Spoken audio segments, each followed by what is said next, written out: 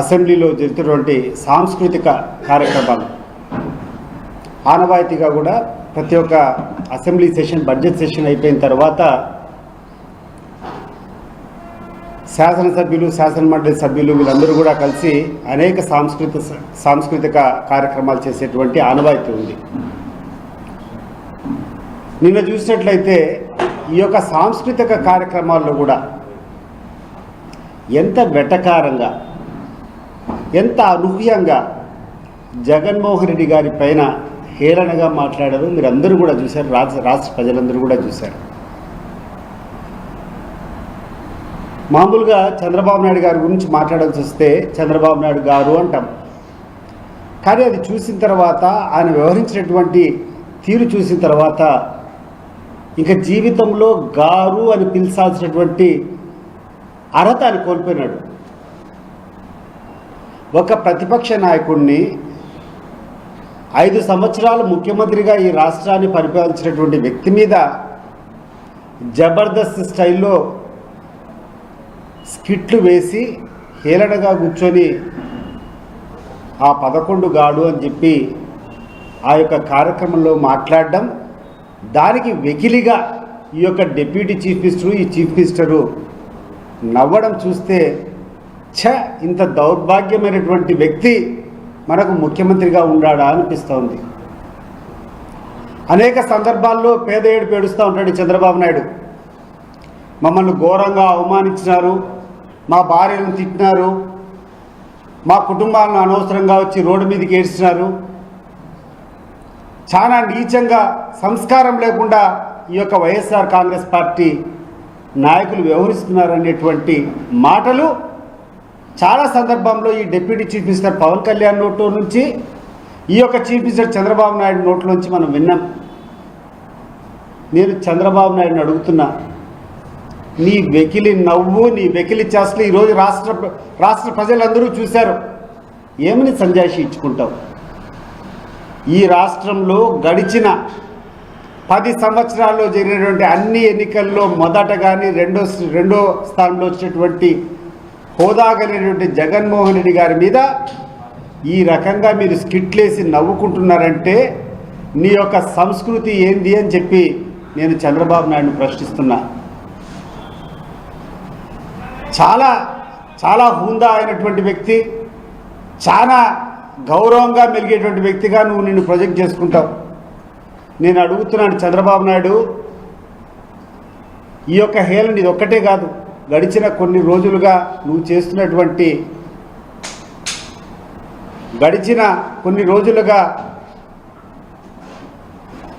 నీ యొక్క వ్యవహార శైలిని ప్రశ్నించదలుచుకున్నా. మామూలుగా భారతదేశంలో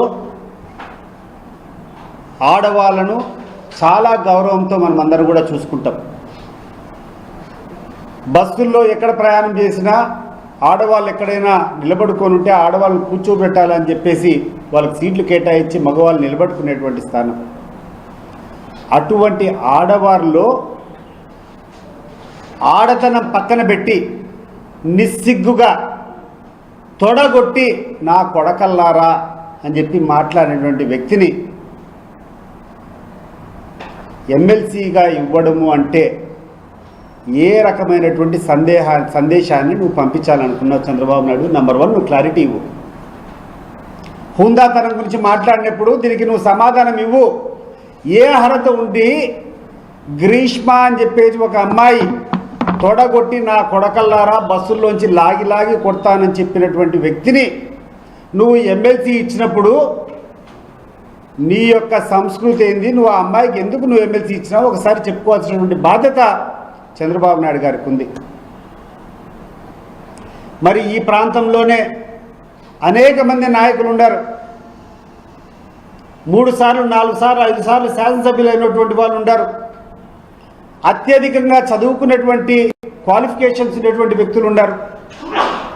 వాళ్ళందరినీ పక్కన పెట్టి మొట్టమొదటిసారి ఎమ్మెల్యే అయినటువంటి వ్యక్తిని కేవలం పోలీసులు జీపులు కాల్చినటువంటి వ్యక్తికి పోలీసుల మీద పడి రౌడీయిజం చేసి పోలీస్ వాహనాలను తగలబెట్టినటువంటి వ్యక్తిని ఎవరైతే 2 నెలలు 3 నెలలు బెయిల్ తీసుకున్న దానికి పరారైనాడో, పోలీసులు వెహికల్ కాల్చినటువంటి వ్యక్తిని మంత్రి పదవి ఇవ్వడం ద్వారా నువ్వు ఏ రకమైనటువంటి మెసేజ్ ఇవ్వాలనుకున్నావు చంద్రబాబు నాయుడు? ఇది చెప్పు ముందు. నీ యొక్క నక్క వినయాలు పక్కన పెట్టి ఈ రాష్ట్రానికి నీ యొక్క అసలు రంగు ఈరోజు చూపించు. ఈ 2 ప్రశ్నలకు సమాధానం చెప్పమని చెప్పి నేను ఈరోజు చంద్రబాబు నాయుడు, పవన్ కళ్యాణ్ అడుగుతున్నా. ఏమిటి సంస్కృతి?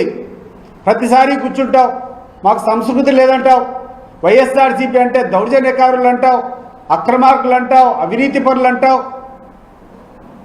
అసలు మాకు ఎటువంటి పద్ధతి తెలియదంటావు. ఈ 2 కారణాలు నువ్వు చెప్తే తర్వాత ఈ రాష్ట్ర ప్రజలంతా నువ్వు ఏందో నీ గురించి చెప్తారు. ఈరోజు పొద్దున 3 గంటలకు మా పులివెందుల నియోజకవర్గం నుంచి పవన్ కుమార్ అనేటువంటి ఒక వ్యక్తిని తీసుకొని పోలీసులు తీసుకొని పోయినారు. కారణం ఏంటంటే హత్య అనేటువంటి సినిమాల్లో కొన్ని సంఘటనలు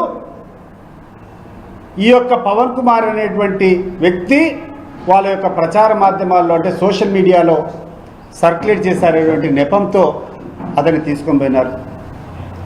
నేను అడుగుతున్నాను పోలీస్ వారిని, ఏం తప్పు చేశాడయ్యా పవన్ కుమారు? ఒక సినిమా తీశారు, ఆ సినిమా సెన్సార్ సర్టిఫికేట్ అయిపోయింది, సెన్సార్ సర్టిఫికేట్ ఇచ్చారు. సెన్సార్ సర్టిఫికేట్ ఇచ్చారంటే దాంట్లో తప్పు లేనట్టే కదా. ఒక సినిమాలో ఉన్నటువంటి క్లిప్పింగ్లు నువ్వు సర్క్యులేట్ చేస్తే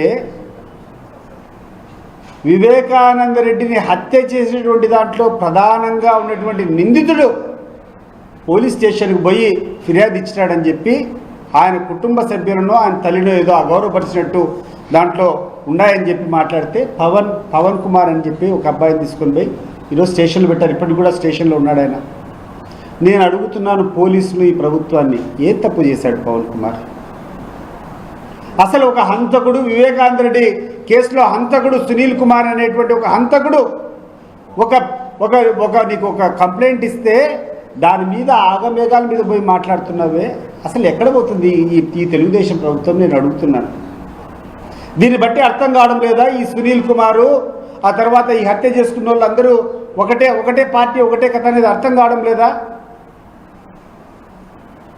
మీరేమో సినిమాలు తీస్తారు, మీ సినిమాల్లో మీరు ఎంతంటే అంత అశ్లీలంగా చూపించవచ్చు, అంత అన్యాయంగా పిక్చరైజ్ చేయొచ్చు, దాని మీద కేసులు ఉండవు, దాని మీద ఏం మాట్లాడేటి ఉండవు. వివేకం అని చెప్పి ఒక సినిమా తీశారు, దాంట్లో ఎంత దౌర్భాగ్యంగా ఉన్నాయంటే మా యొక్క లీడర్ను ఎంతో గౌరవంగా మేము చూసుకునేటువంటి వ్యక్తుల పట్ల మీరు చూపించినటువంటి పిక్చరైజేషన్ చూస్తే ఏమనాలో కూడా అర్థం కాదు. అంత హృదయం ద్రవించే రకంగా మీరు పిక్చరైజ్ చేశారు. అయినా మేము మాట్లాడడం లేదు. ఎందుకు మాట్లాడడం లేదంటే అవి చెప్పుకోవడం మాకు సిగ్గుచేటు. ఇటువంటి వెధవలు ఏమన్నా చేస్తే దాన్ని మళ్ళా పబ్లిసిటీ ఇవ్వాలని చెప్పి మేము అనుకుంటాం. కానీ మీ యొక్క తెలుగుదేశం, మీ యొక్క జనసేన వంటి నాయకులు, మీకు సిగ్గు లేదు, మానం లేదు. మీ భార్యను తిట్టట్టు మీరు గొప్పగా చెప్పుకుంటారు. ఆ సంస్కృతి మాకు లేదు.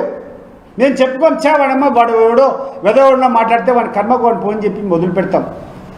అవి చూపించి మీరేమో ఒకవైపు సానుభూతి పొందాలని ప్రయత్నం చేస్తారు, ఒకవైపు మాకు సభ్యత లేదని చెప్పి మీరు చూపించే ప్రయత్నం చేస్తారు, ఒకవైపు సింపతి పొందేదాన్ని మీరు ప్రయత్నం చేస్తారు.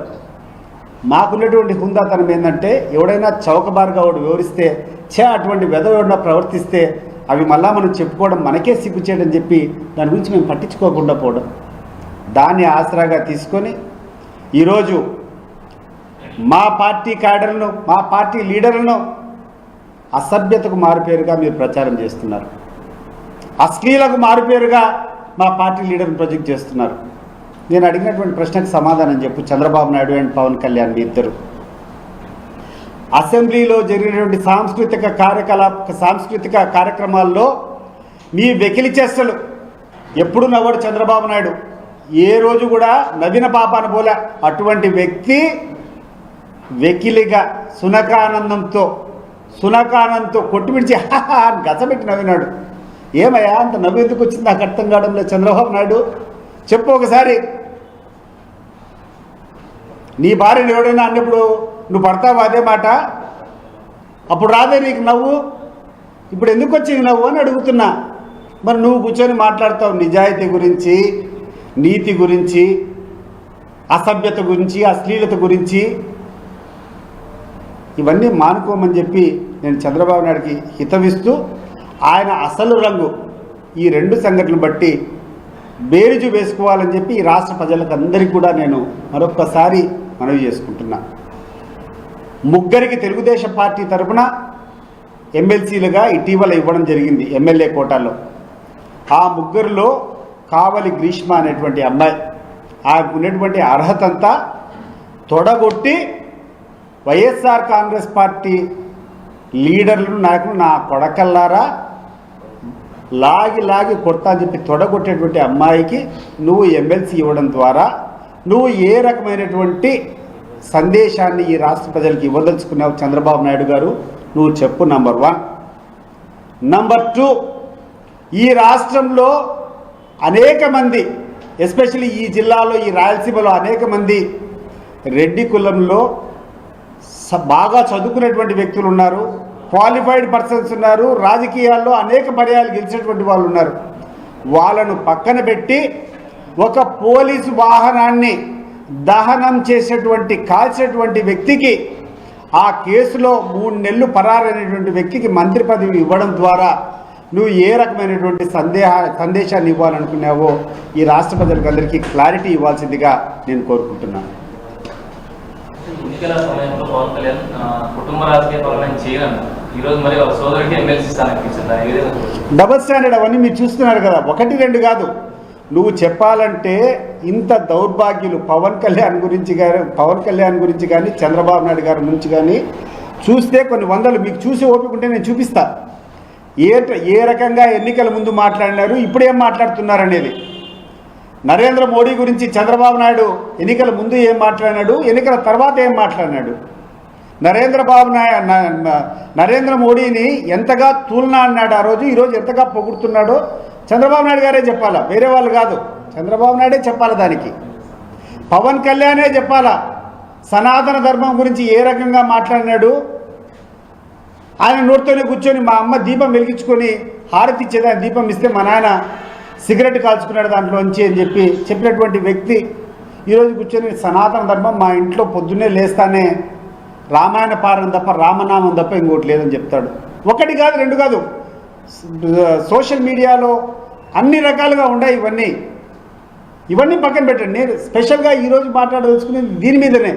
నిన్న సాంస్కృతిక కార్యక్రమాలు ప్రభుత్వ డబ్బుతో పెట్టేటువంటి కార్యక్రమం అది. ఆ కార్యక్రమంలో కూడా ఒక లీడర్ను కూర్చొని అపహాస్యం చేసేదానికి, ఈ రకమైనటువంటి చౌకబారు ప్రకటన చేసేదానికి ఎవడిచ్చాడు మీకు పర్మిషన్ అని నేను చెప్పి అడుగుతున్నా.